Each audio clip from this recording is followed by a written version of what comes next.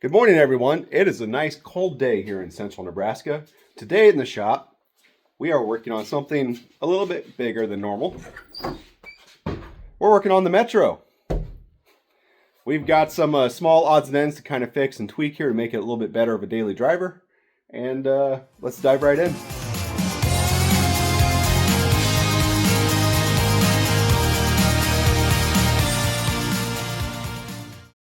If you didn't catch the previous video, I bought a 1989 Ford F-350 Bronco Metropolitan. An aftermarket company took an F-350 crew cab off the dealer lot and grafted on a Bronco back end. It's like a beta test of the Excursion. First things first, this rear bumper needs to be lowered so the tailgate can open fully. Right now, the tailgate is sitting up at a slight angle, which is a pain for putting things in and out of the rear area. To fix this, all we have to do is loosen one bolt on each side.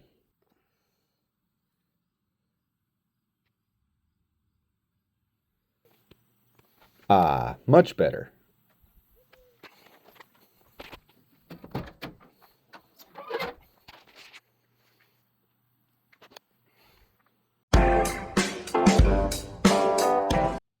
Next up, the rear shackles for the leaf springs need a bit more clearance to this body mount bar.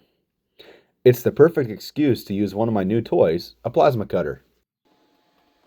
This is the Yes Welder 60 amp plasma cutter.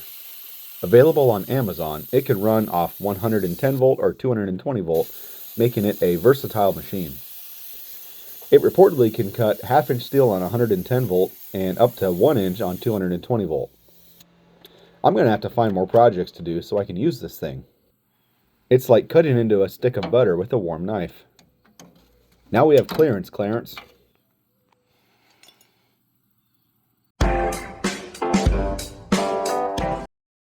The batteries in the Metro are a few years old, so that means any bit of cold could cause them to be dead. So my solution until I buy new batteries is to install this battery tender. I like to tie the wall plug into the block heater wiring. That way, the batteries can charge while the block warms up. Yes, this plug setup looks a little bit janky, but I'll clean it up once I figure out what I'm doing with the front bumper. I also threw this Anderson plug on for jumper cables, just like I have on the Sport Track. When I bought the Metro, I wasn't able to get the driver's seat to slide back and forth. Most likely, something is binding in the track or the lever isn't properly pulling on the... Oh, turns out it was just a little sticky. A quick shot of some silicone grease, some working back and forth, and it's back to working normally. I love an easy fix. While I was playing with the seat adjuster, I looked back and saw the throttle pedal had some play in it. The cable mount ended up being loose in the hole for the pedal. I'll have to look into a new piece for this, but for now, a few zip ties will do. If I was a fisherman, some line weights would have worked as well. Now the throttle pedal is way more peppy and responsive.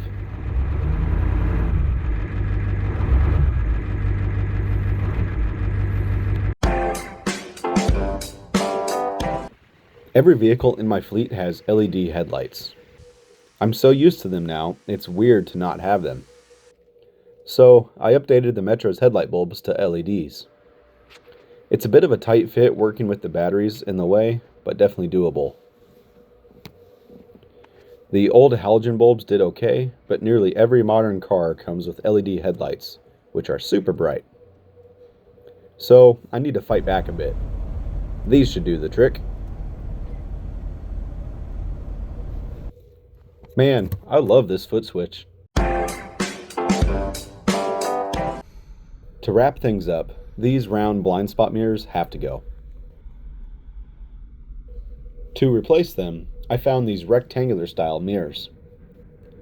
This will bring the whole assembly more in line with a typical 3/4 ton and heavier pickup. So one thing about these mirrors is they're a little thick. I want to mount it to this bolt here. The bracket doesn't quite fit for drilling a hole there. Kind of touches. Wait a minute. I might have just the thing.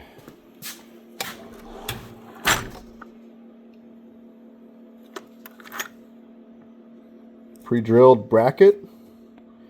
Heck yeah. Let's see. That sits like so. Up on there like that. Bring this over. Little adjustment, but I think we'll have clearance. Let's set this up.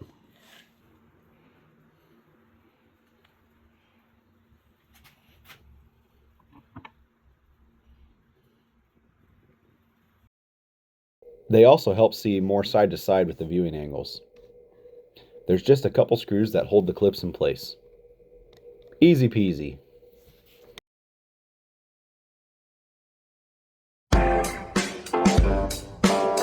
And to all those that said it wouldn't fit in the shop, it does.